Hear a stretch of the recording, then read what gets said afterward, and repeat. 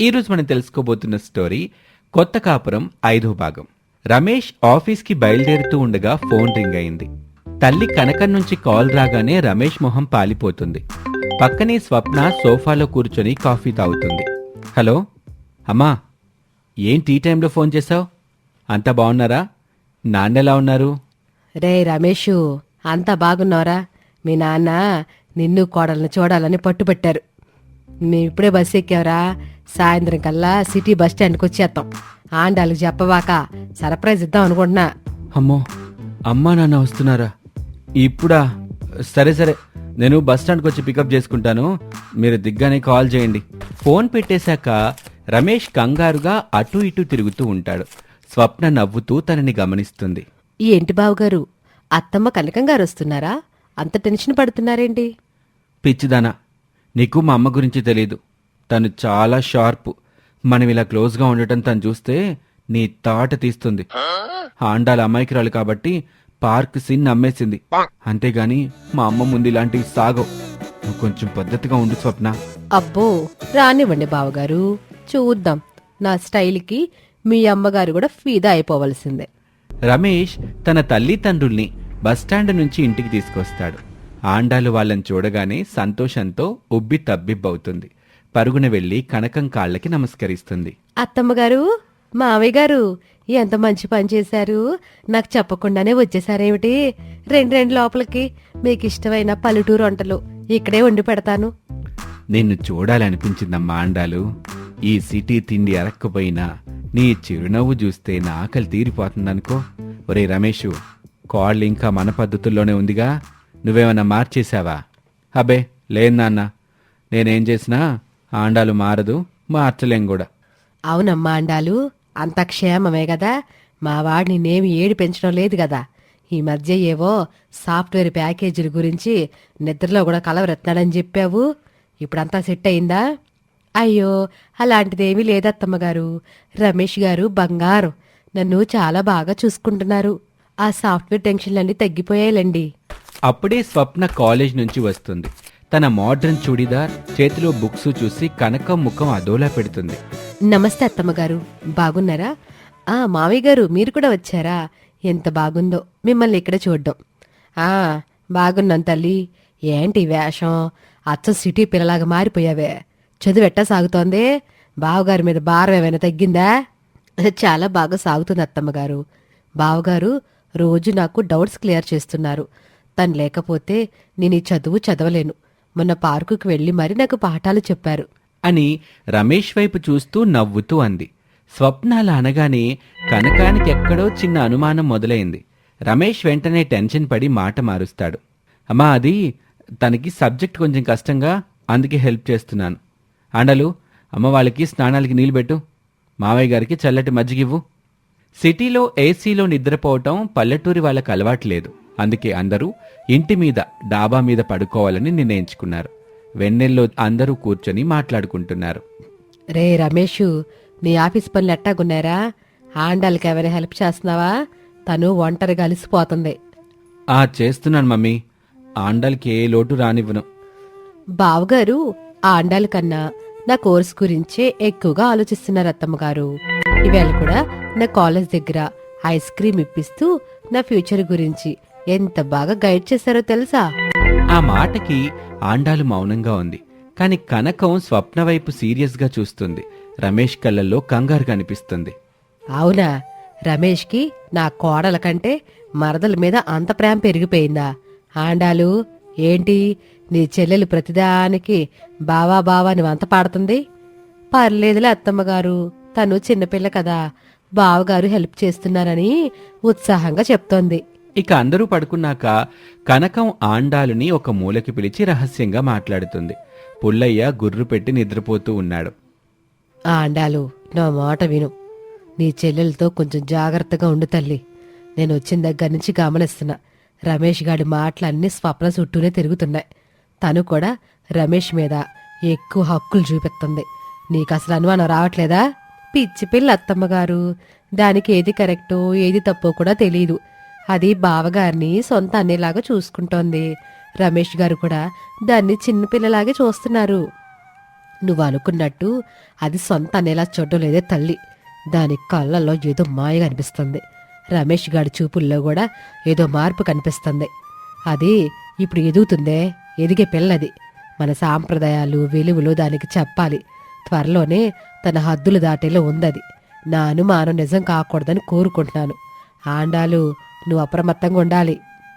అత్తమ్మగారు, నిజానికి నాకు కూడా అనుమానం వస్తుంది. కానీ నా చెల్లెలి నన్ను మోసం చేయదని నా నమ్మకం. సరే, రేపే నేను దాంతో క్లియర్గా మాట్లాడతాను. సరే తల్లి, త్వరగా పడుకో, రేపు ఉదయం చూద్దాం. ఇక ఉదయమే పుల్లయ్య గార్డెన్లో కూర్చొని పేపర్ చదువుతూ ఉంటాడు. ఆండాలు టీ తీసుకొస్తుంది. అమ్మా ఆండాలు, రమేష్ నీతో బానే ఉంటున్నాడుగా? ఏమైనా తలతిక్క పనులు చేస్తే దాచుకోకుండా నాకు చెప్పమ్మా. వాడు సిటీ గాలికి మారిపోయి కోడల్ని ఏడిపిస్తే నేను వాడి తోలుదేస్తాను. ఆ స్వప్న కూడా ఏంటమ్మా అంత చనువుగా ఉంటుంది మా నాడితో? అదేం లేదు మామయ్య గారు. రమేష్ గారు బంగారం. మీరేవి చింతించకండి.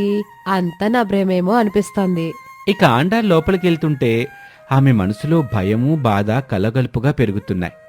ఆండాలు వంటింట్లో కూరగాయలు కోస్తూ ఏదో ఆలోచిస్తుంది. సడన్గా స్వప్న వంటింట్లోకి దర్జాగా నడుచుకుంటూ వస్తుంది. మొహంలో ఒక వింతైన గర్వం కనిపిస్తుంది. ఆండాలు కూరగాయల కత్తి పక్కన పెట్టి స్వప్న వైపు సీరియస్గా చూస్తుంది. స్వప్న, నిన్న రాత్రి నుంచి నిన్ను గమనిస్తున్నాను. అత్తమ్మ కనకం గారి ముందు నువ్వు మాట్లాడిన మాటలు, చేసిన సైగలు అసలు బాలేవు. బావగారి మీద నీకంత హక్కేమిటి? ఆయన మీద ప్రేమ కురిపిస్తున్నట్టు మాట్లాడుతున్నావు. ఏమిటి నీ ఉద్దేశం? స్వప్న వెటకారంగా నవ్వుతూ, అక్క, నీకింకా విషయం అర్థం కాలేదా? పాపం, నువ్వింకా ఆ పల్లెటూరి మల్లెపూల వాసనలోనే ఉండిపోయావు. ఈ సిటీలో ఆ వాసన ఎవ్వరికీ నచ్చదు. ముఖ్యంగా బావగారికి అస్సలు నచ్చడం లేదు. ఏంటే, ఏమంటున్నావు? ఎంత ధైర్యం నీకు నా ముందే అలా అనటానికి? నేను నీ అక్కని, ఆయన మీ బావగారు. అక్క అయితే ఏంటి, బావ అయితే ఏంటి, మనసు కలిస్తే చుట్టరి కలతో పనే ఉంది. నిజానికి బావగారికి నువ్వంటే ఇష్టం లేదక్క. నేనంటేనే ఎక్కువ ఇష్టం. ఎందుకో తెలుసా? తను నా స్టైల్ని ఇష్టపడుతున్నారు. నీ పల్లెటూరి పద్ధతులు, నీ ఆండాలు మేనరిజం చూసి తనెప్పుడో బోరు కొట్టిపోయారు. తనకు కావాల్సింది నీలాంటి పాతకాలపు భార్య కాదు, నాలాంటి మోడ్రన్ తోడు. ఆండాలు షాక్ అయింది. కళ్ళల్లో నీళ్ళు తిరుగుతూ ఉంటాయి. స్వప్న, నువ్వు నా సొంత చెల్లెలు అనుకున్నాను. నా సంసారానికి నువ్వే నిప్పెడుతున్నావా? బావగారు నిన్ను చెల్లెల్లా చూస్తున్నారు. ఆ పక్క నీ సెంటిమెంట్ ముచ్చట్లాపు. బావగారు నన్ను ఎలా చూస్తున్నారో నాకంటే నీకు బాగా తెలుసు. నిన్న పార్కులో తను నన్ను ఎలా చూశారో చూసావా? తన మనసులో నేనే ఉన్నాను. త్వరలోనే నీకు అర్థమవుతుందిలే ఈ ఇంటి పట్టపురాణి ఎవరో. బావ మనసులో నేనే ఉన్నాను. కావాలంటే ఆయన్ని అడుగు. నా మాట వినడానికి తనకి టైం లేదు, కానీ నా సైగకి మాత్రం తను పడిపోతారు. ఇకనైనా నువ్వు నీ సంచి సర్దుకుంటే మంచిది అని స్వప్న వికటంగా నవ్వుకుంటూ అక్కడి నుంచి వెళ్ళిపోతుంది. ఆ మాటకి ఆండాలు స్తంభించిపోయింది. దేవుడా, నా సొంత చెల్లెలే నన్ను ఇంతలా మోసం చేస్తుందా? తన నోటితోనే ఇంత దారుణంగా చెప్తుందంటే రమేష్ గారు కూడా తనకి వంత పాడుతున్నారా? నా కాపురం ఏమైపోతుంది? ఆండాలు ఏడుస్తూ కనకం దగ్గరికి వెళ్తుంది. స్వప్న అన్న మాటలన్నీ పూసగుచ్చినట్టు చెప్తుంది. కనకం కోపం కట్టలు తెంచుకుంది. నా అనుమానం నిజమే అయితే ఆ స్వప్న మనింటి కాపురానికి నిప్పు పెట్టాలని చూస్తుంది. నా కొడుకుని బుట్టలో వేసుకుంది. ఆండాలు, నువ్వేడవాక? ఇప్పుడు మీ మామయ్య పుల్లయ్య చెప్తా. రమేష్ గాడి సంగతి ఇప్పుడే తేల్చాలి. కనకం పుల్లయ్యకి విషయం చెప్తాడు. పుల్లయ్య కోపంతో ఊగిపోతూ ఉంటాడు. ఇక పుల్లయ్య గుమ్మం దగ్గర గంభీరంగా నిలబడి ఉన్నాడు. రమేష్ ఆఫీస్ నుంచి రాగానే ఆయన గొంతు పెంచి పిలిచాడు. రేయ్ రమేషు, ఇట్రా. అడుగు తీసి గడప లోపల పెట్టే ముందు నా ప్రశ్నకు సమాధానం చెప్పు. ఏంట్రా, ఏంటిక్కడ జరుగుతున్న రచ్చ? నీ మరదలు ఏవేవో మాటలు మాట్లాడుతుంది. ఆండాలు వంటింట్లో కన్నీళ్లు పెట్టుకుంటూ కూర్చుంది. నువ్వు దారి తప్పుతున్నావా? రమేష్ కంగారు పడకుండా మొహంలో ఒక అమాయకపు నవ్వు పులుముకొని, అయ్యో నాన్న, మీరు మరీ పాతకాలం నాటి సినిమాల్లో తండ్రిలా మాట్లాడుతున్నారు. స్వప్న సిటీకి కొత్త కదా, తనకిక్కడంతా భయంగా ఉంటుందని నేనే కొంచెం చనువుగా మెలగమని చెప్పాను. తనకి కాన్ఫిడెన్స్ రావాలని హెల్ప్ చేస్తున్నాను. అంతకు మించి ఏమీ లేదు నాన్న. హెల్పా బాధ్యత? ఒరేయ్, స్వప్న ఏమంటుందో తెలుసా? అక్కను పంపించేస్తానని, నిన్ను పెళ్లి చేసుకుంటానని దర్జాగా నా కోడల ముందు వాగుతుంది. అది నీకు బాధ్యతలాగా అనిపిస్తుందా, లేక నీ క్యారెక్టర్లో ఉన్న లోపంలా అనిపిస్తుందా? నాన్నని అబద్ధాలతో నమ్మించొచ్చు గాని దేవుణ్ణి మోసం చేయలేవురా. నాన్నా, స్వప్న ఇప్పుడు ఎదుగుతున్న పిల్ల. తను సిటీ గ్లామర్ చూసి, నేను చేసే చిన్న చిన్న సహాయాల్ని చూసి ప్రేమ అని పొరపాటు పడి ఉండొచ్చు. తను ఏదో సరదా కంటే మీరంత సీరియస్గా ఎందుకు తీసుకుంటున్నారు? ఒకవేళ తను అలా అంటే అది తన తప్పు కాదు నాన్నా, ఆ వయసులో వచ్చే ఆలోచనలు. నేనిప్పుడే వెళ్ళి తనతో మాట్లాడతాను.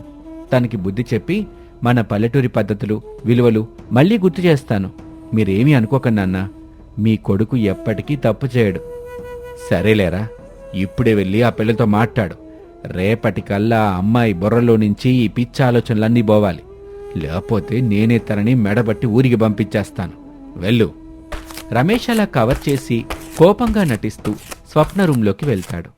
కానీ అతని మనసులో మాత్రం రమేష్ ఒక కొత్త మాస్టర్ ప్లాన్ వేస్తున్నాడు. రమేష్ స్వప్న గదిలోకి వెళ్ళాక అసలక్కడ ఏం జరిగిందో ఎవరికీ తెలియదు. చూశారు కదా, రమేష్ ఎంత గడుగ్గా తన తప్పుని కప్పిపుచ్చుకున్నాడో. పుల్లయ్యని కూడా బురిడి కొట్టించాడు. మరి ఇప్పుడు స్వప్న రూంలో రమేష్ ఏం మాట్లాడతాడు? స్వప్న ఇవ్వబోయే ఆ బిగ్గెస్ట్ ట్విస్ట్ ఏంటి? రమేష్ నిజంగానే తన భార్యని వదిలేస్తాడా? వచ్చే గ్రాండ్ ఫినాలే ఎపిసోడ్లో అసలైన నిప్పులాంటి నిజం బయటపడబోతుంది. సిద్ధంగా ఉండండి. ఇది వాల్ట్ కదా. ఈ స్టోరీ మీకు నచ్చితే కామెంట్ చేయండి. అలాగే మీ ఫ్రెండ్స్తో కూడా షేర్ చేసుకోండి. Thank you for watching.